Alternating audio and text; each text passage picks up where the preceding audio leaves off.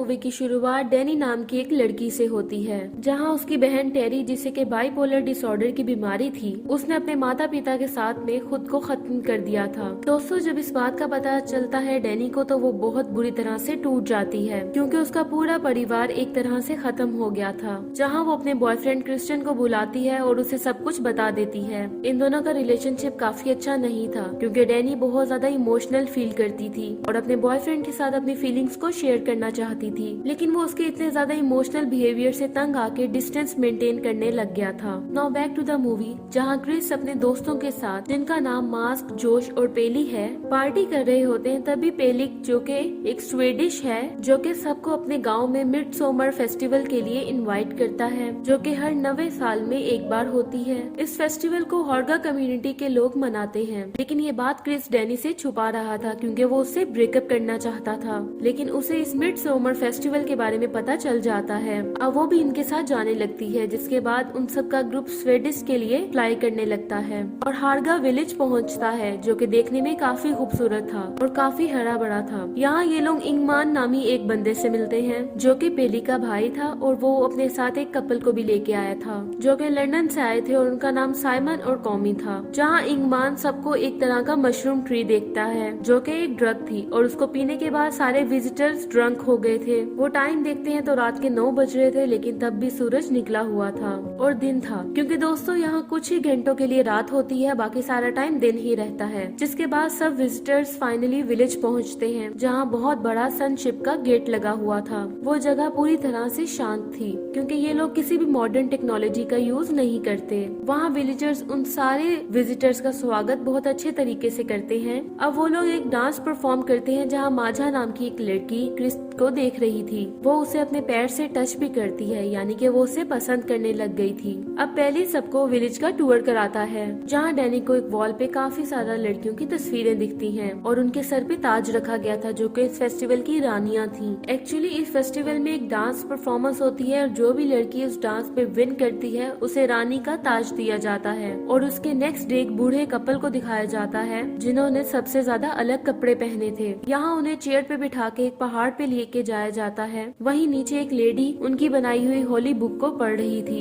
जिससे साफ पता चल रहा था कि दोस्तों वो लोग एक रिचुअल खास किस्म का परफॉर्म कर रहे हैं। तो वो दोनों ओल्ड कपल अपना हाथ काट के एक पत्थर पे अपना खून लगाते हैं और पहाड़ से नीचे कूद जाते हैं, जहाँ ओल्ड लेडी की मौत हो जाती है। लेकिन वो आदमी टूट फूट जाता है, यानी कि वो जिंदा होता है, और उसका पैर टूट गया था। वहाँ वो दर्द के कारण जोर जोर से चिल्ला रहा था। अब इस कम्युनिटी के लोग भी वैसे ही चिल्लाने लग जाते हैं, जो कि काफी स्ट्रेंज था। अब वो लोग लकड़ी के हैमर से उसके चेहरे पे वार करते हैं और उसे बहुत बुरी तरीके से मार देते हैं। इस सब को देख के वो सारे विजिटर्स बहुत ज्यादा डर जाते हैं, लेकिन उस ग्रुप की लीडर उन्हें बताती है कि इस विलेज में हर कोई 72 साल से ज्यादा नहीं जी सकता। अगर किसी की एज 72 साल हो गई है, तो उसके बाद उसे हर सूरत मरना होगा। अब ये जो ओल्ड कपल था, ये 72 साल का हो चुका था, इसलिए इन्होंने अपनी मर्जी से सुसाइड अटेम्प्ट की, ताकि एक नया इंडिविजुअल आ सके। लेकिन इस इंसिडेंट को देख के साइमन और कोली बहुत ज्यादा डर गए थे, और वो लोग इस गांव को छोड़ के जाने का डिसाइड करते हैं। जब कोली अपना सामान पैक करके बाहर आती है साइमन को ढूंढने के लिए, तो उसे वो वहाँ नहीं मिलता। वहाँ एक बंदे से उसे पूछने पे पता चलता है कि वो ऑलरेडी ट्रेन स्टेशन पे जा चुका है। अब कोली को डाउट होता है, क्योंकि उसे परेशानी हो रही थी कि वो उसे ऐसे कभी भी अकेला छोड़ के नहीं जा सकता था, यानी कि उसे शक पड़ता है कि इन लोगों ने साइमन को मार दिया है। अब डैनी भी वहाँ से जाने का सोचती है, लेकिन पेले जैसे तैसे करके उसे जाने से रोक लेता है। उसके बाद ये लोग ओल्ड कपल की डेड बॉडीज को जला देते हैं और उनकी अस्थियों को एक पेड़ पे डाल देते हैं,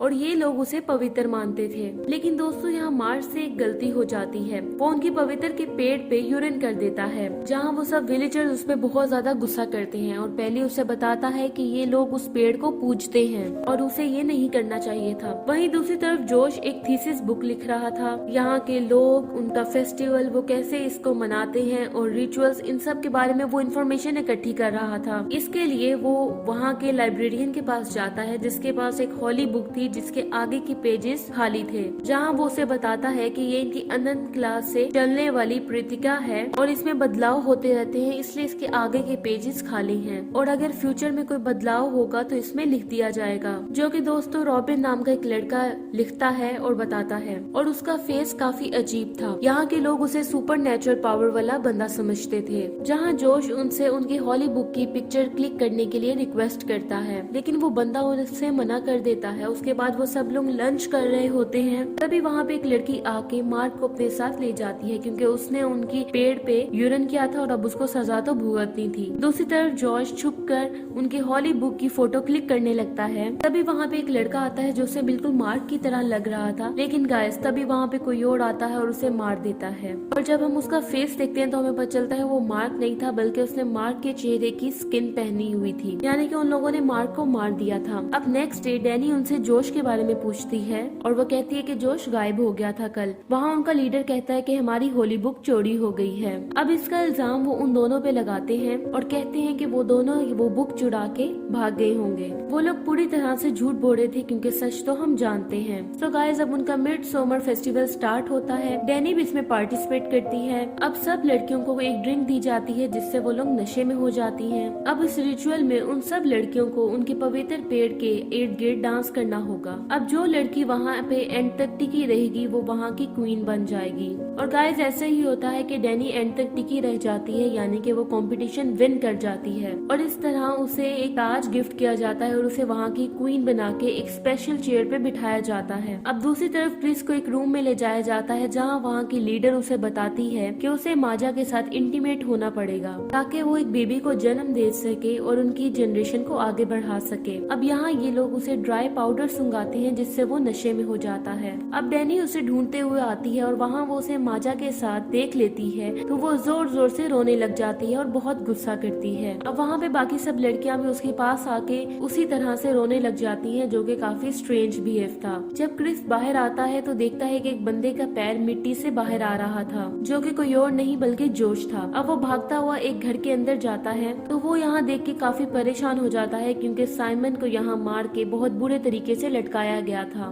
तभी गाइस कोई बंदा उसके चेहरे पे दोबारा से ड्राई पाउडर फेंकता है जिससे वो दोबारा से नशे में चला जाता है। अगले दिन वो सारे लोग एक जगह पे इकट्ठे होते हैं जहाँ उनका लीडर बताता है कि इस फेस्टिवल में ये लोग 9 लोगों की बलि देते हैं, जिसमें से 4 विजिटर्स होते हैं और 4 विलेजर्स होते हैं। और अब आखिरी बंदा कौन होने वाला है इसका फैसला क्वीन को करना है, क्योंकि गाइस 2 ओल्ड विलेजर्स तो ऑलरेडी मर चुके होते हैं और 2 अपने आप को वॉलंटियर कर देते हैं। अब लास्ट सेक्रीफाइस विलेजर्स का होगा या फिर आउटसाइडर्स का, उसका फैसला क्वीन यानी कि डैनी करेगी, जहाँ वो डिसाइड करती है कि वो क्रिश्चियन का डिसाइड करेगी क्योंकि उसने उसका चीट किया था। अब वो उसे देख के रोने लगती है। अब वो सब विलेजर्स एक भालू के अंदर से सब कुछ निकाल के वहाँ पे क्रिस को कर देते हैं। वहीं वो क्रिस के साथ मार्क और जोश की डेड बॉडी 2 विलेजर्स जो कि जिंदा थे उन्हें कुर्बानी देने के लिए वहाँ रख देते हैं। अब वो सबको एक साथ रख के उस टेम्पल को आग लगा देते हैं। अब जैसे जैसे वो लोग जल रहे होते हैं वहाँ के लोग उन लोगों का दर्द महसूस करते हुए वैसे ही चिल्लाने लग जाते हैं और एंड में डैनी की स्माइल के साथ ही इस मूवी का एंड हो जाता है। Thank you so much for watching.